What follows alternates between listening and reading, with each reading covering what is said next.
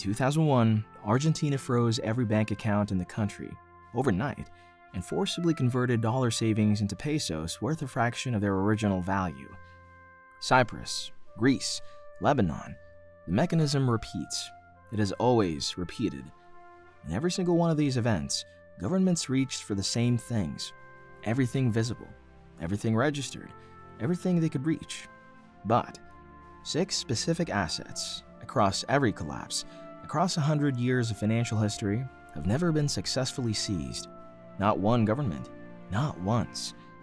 This video documents all 6, what they are, why they are structurally beyond the reach of any government in fiscal crisis, and what the historical record shows about the people who held them.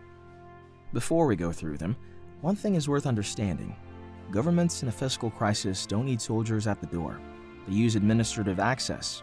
A rule changes, a definition shifts, a freeze is imposed, and the asset you believed you owned becomes one you're simply permitted to access, until you aren't.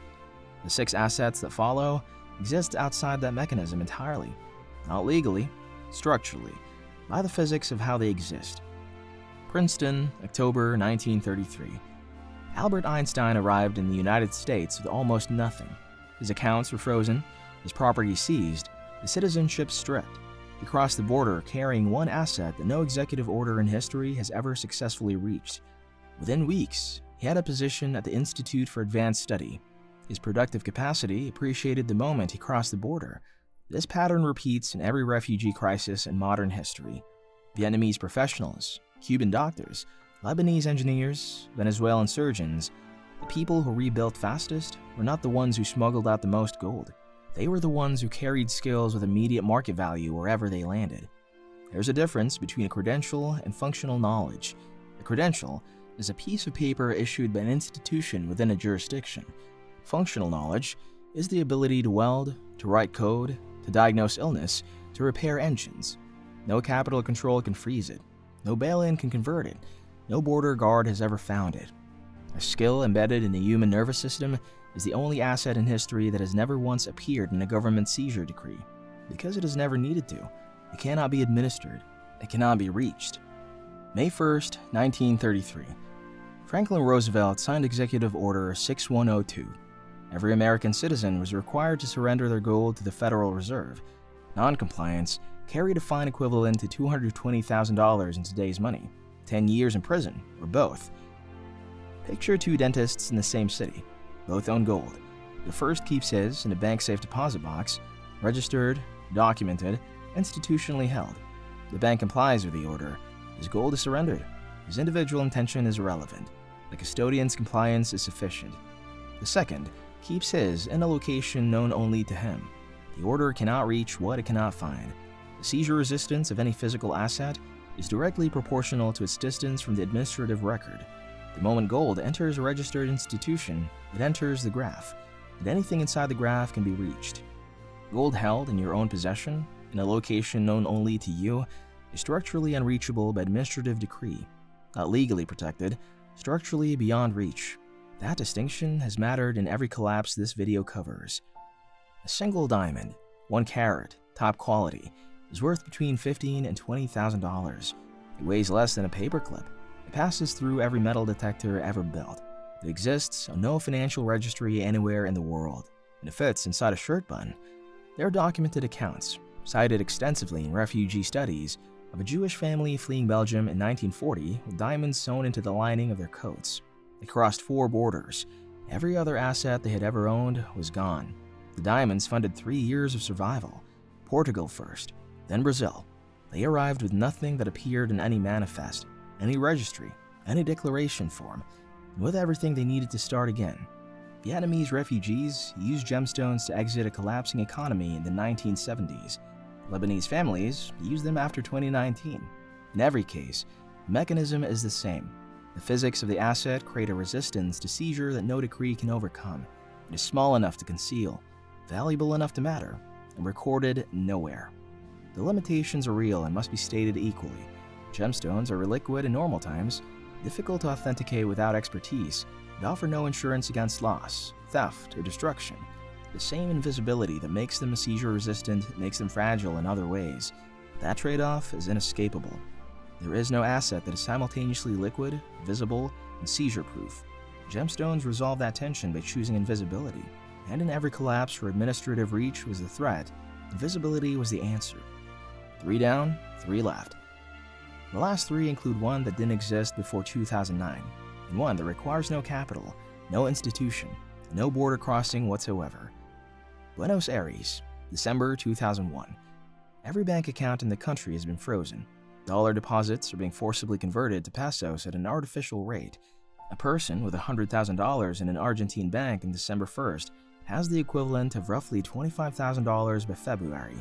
90 minutes away by ferry, across the Rio de la Plata, a different person with the same $100,000 in a Montevideo bank loses nothing.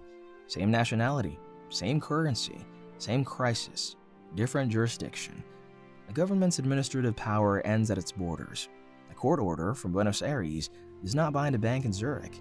A decree from Beirut does not freeze an account in Singapore. In 2015, an estimated 40 to 80 billion euros left Greek banks before capital controls were imposed. The people who moved early kept their money. The people who waited lost access to savings they had spent decades building. The exit existed. It closed quickly. In August 2021, the Taliban took control of Afghanistan. The United States froze Afghan government reserves. Every conventional financial channel into and out of the country closed simultaneously.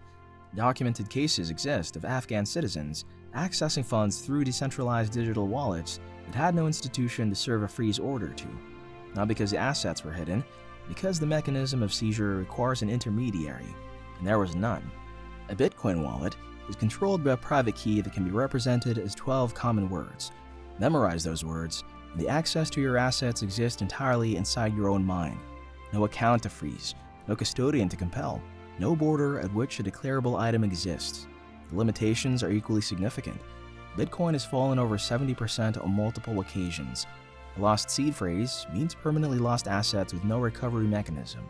And governments are steadily tightening the points at which digital assets convert back to usable currency. This is the only asset in history that can be stored entirely inside a human memory. That structural property is unprecedented. Whether it is useful depends on technical discipline, tolerance for volatility, and an honest assessment of both. Argentina, 2002. The formal economy had stopped. Banks were closed, unemployment exceeded 25%. What emerged in its place was a national barter network, the Trueque, involving 6 million Argentines trading goods and services using locally printed credits. The people who thrived were not the ones who had the most money before the collapse. They were the ones with the most relationships, the ones who were known, trusted, and embedded in the community. The Soviet collapse of 1991 showed the same pattern. As the formal economy disintegrated, what replaced it was BLAT, the Russian system of informal networks and reciprocal favors that had existed beneath the Soviet bureaucracy for decades. The people with extensive BLAT networks survived. The people who had relied entirely on the formal system were devastated. You cannot freeze a relationship. You cannot impose capital controls and trust. You cannot bail in a reputation. Social capital exists in a domain no government has ever successfully administered. In every collapse ever documented, the single largest predictor of recovery was not wealth. It was social connectedness, the asset that costs nothing to build and has never once appeared in a government seizure order, is the one almost nobody treats as an asset at all. So here's what connects all 6. Modern governments govern through systems, banking systems, tax systems, property registers, employment records. These systems create a map of every citizen's financial existence, and in a crisis, that map becomes a target list. Functional knowledge exists in the mind. Physically held gold exists in an unregistered location. Gemstones exist in a domain no financial registry has ever captured. Foreign assets exist beyond the border of administrative reach. Decentralized assets exist in a network no institution controls. Social capital exists in the trust between people. None of them appear in a balance sheet the government can access. That is not a coincidence. That is the structural property they share. I want to be direct about something, because I know where some of you are going with this. This is not a claim that your government is planning to seize your assets. It is a claim that every government in a sufficiently deep fiscal crisis has used every tool within its administrative reach. Not out of malice, because insolvent institutions consume accessible resources. That is what the historical record shows, without exception, every single time. Of the 6 assets in this video, how many exist outside your own graph right now?